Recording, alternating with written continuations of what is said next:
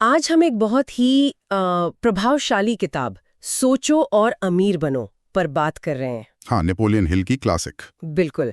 जिन्होंने 500 से ज्यादा कामयाब लोगों पर स्टडी की और सफलता के 13 सिद्धांत निकाले। हाँ, तो आज हम इसी की थोड़ी गहरी पड़ताल करेंगे कि ये है क्या आखिर। हाँ, और ये जानना जरूरी है कि ये किताब सिर्फ पैसा कमाने के नुस्खे नहीं बताती। अच्छा। नहीं, ये दरअसल उस मानसिकता को, उस सोच को बनाने का एक गाइड है जिससे दौलत, कामयाबी या कोई भी लक्ष्य आपकी तरफ खिंचा चला आता है। मतलब सोच ही सब कुछ है।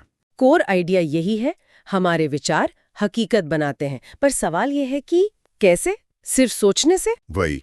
तो चलिए सबसे पहले सिद्धांत से शुरू करते हैं। हिल कहते हैं तीव्र इच्छा, मतलब बर्निंग डिजायर। ये कोई मामूली चाहत नहीं। हाँ, ये सिर्फ काश मेरे पास होता वाली फीलिंग नहीं है। ये एक जुनून है, एक ऑब्सेशन।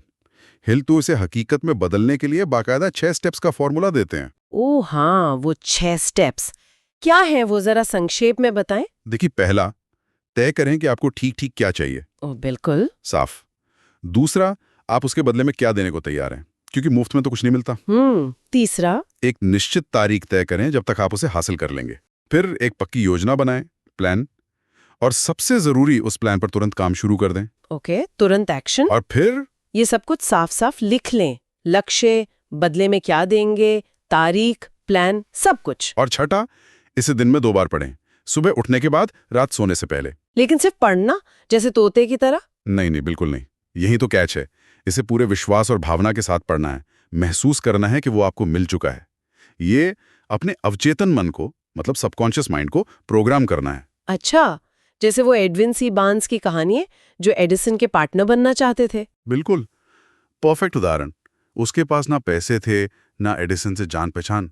वो मालगाड़ी में छुपकर पहुंचा था, पर उसकी इच्छा इतनी तीव्र थी, इतनी पक्की थी कि एडिसन ने उसे मौका दिया और आखिर में वो पार्टनर बना।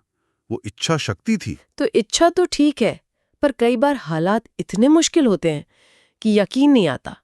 विश्वास कैसे करें, खासकर जब कोई सबूत ना हो? यहीं पे शायद अगला सिद्धांत आता है, विश्वास या फेथ। हाँ, विश्वास। ये मानना कि आप कर सकते हैं, भले ही अभी कोई रास्ता ना दिख रहा हो। और हिल कहते हैं कि ये विश्वास अपने आप नहीं आता, इसे जगाना पड़ता है। जगाना पड़ता है?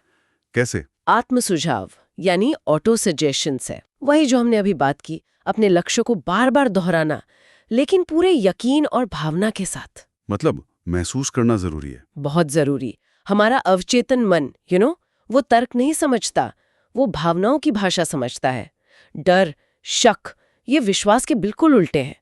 जब आप लगातार अपने लक्ष्य को हासिल करने की भावना महसूस करते हैं, तो आपका मन उसे सच मानकर काम करने लगता है, वो रास्ते खोजने लगता है। तो इच्छा हो गई, विश्वास जगा लिया, अब ज्ञान की बात। हिल कहते हैं कि सिर्फ सामान्य ज्ञान, जनरल नॉलेज काफी नहीं, आपको विशेष ज्ञान चाहिए, स्पेशलाइज्ड नॉलेज। सही कहा। वो ज्ञान जिसे आप इस्तेमाल कर सकें, जिससे आप पैसा कमा सकें या अपना लक्ष्य पा सकें। लेकिन क्या इसका मतलब है कि हमें सब कुछ खुद ही जानना होगा? ये तो मुमकिन नहीं लगता। बिल्कुल नहीं। और यहीं हिल का एक और शानदार आइडिया आता है, मास्टरमाइंड ग्रुप। मास्टरमाइंड, ये क्या है? ऐसे लोगों का समूह बनाना जो आपके लक्ष्य में आपकी मदद कर सकें, जिनके पास वो ज्ञान, अनुभव या संपर्क हो जो आपके पास नहीं हो। जब 2 या ज्यादा दिमाग एक साथ एक लक्ष्य के लिए काम करते हैं, तो एक तीसरी अनदेखी ताकत पैदा होती है, सिनर्जी। वाह, मतलब आपको सब कुछ खुद जानने की जरूरत नहीं, बस सही लोगों को साथ लाना है। हाँ, आपको बस ये पता होना चाहिए कि आपको किस ज्ञान की जरूरत है और वो कहाँ से मिलेगा। ओके, ज्ञान आ गया, टीम बन गई, अब विचारों को असलियत का रूप देना है। इसके लिए हिल कल्पना, इमेजिनेशन की बात करते हैं। इसे वो मन की वर्कशॉप कहते हैं। बिल्कुल। यहीं पर आपकी इच्छाएं और योजनाएं मिलती हैं। यही नए आइडियाज जन्म लेते हैं। चाहे कोई नई चीज बनानी हो या किसी पुरानी चीज को बेचने का नया तरीका सोचना हो, ये आपकी मानसिक प्रयोगशाला है। और फिर कल्पना को जमीन पर उतारने के लिए चाहिए संगठित योजना, ऑर्गेनाइज्ड प्लानिंग। हाँ, बिना प्लान के इच्छा, विश्वास, ज्ञान, कल्पना सब अधूरे हैं।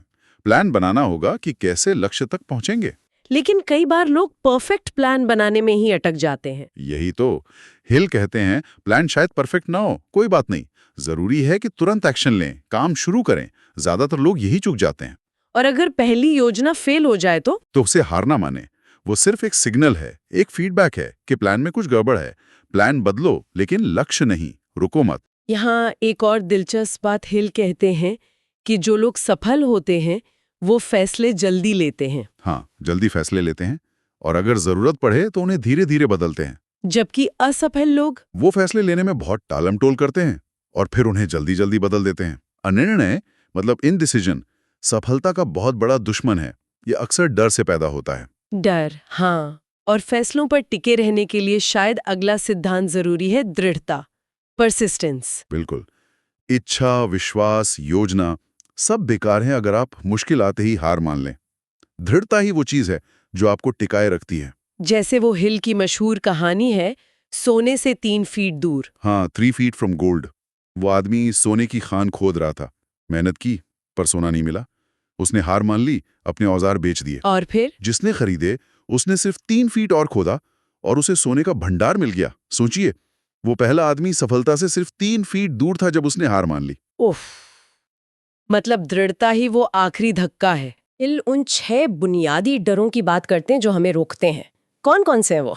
हाँ, वो कहते हैं 6 बेसिक डर हैं। गरीबी का डर, आलोचना का डर, बीमारी का डर, प्यार खोने का डर, बुढ़ापे का डर और मौत का डर। ये तो लगभग हर किसी के मन में होते हैं, कम या ज्यादा। बिल्कुल। और ये डर हमारे अवचेतन में बैठ जाते हैं और हमें आगे बढ़ने से रोकते हैं। हमें पता भी नहीं चलता। हिल कहते हैं कि इन डरों को पहचानना और इन पर काबू पाना बहुत जरूरी है। काबू पाना कैसे? अपने विचारों को नियंत्रित करके। डर पर विजय पाए बिना स्थायी सफलता मुश्किल है।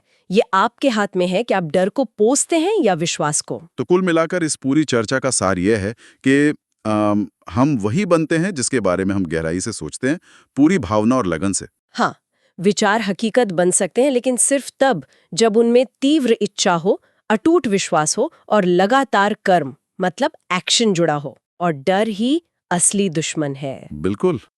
असली लड़ाई बाहर नहीं, अंदर है। अपने मन पर काबू पाना ही सबसे बड़ी ताकत है। सफलता पहले आपके विचारों में, आपकी आदतों में, आपके विश्वास में आती है।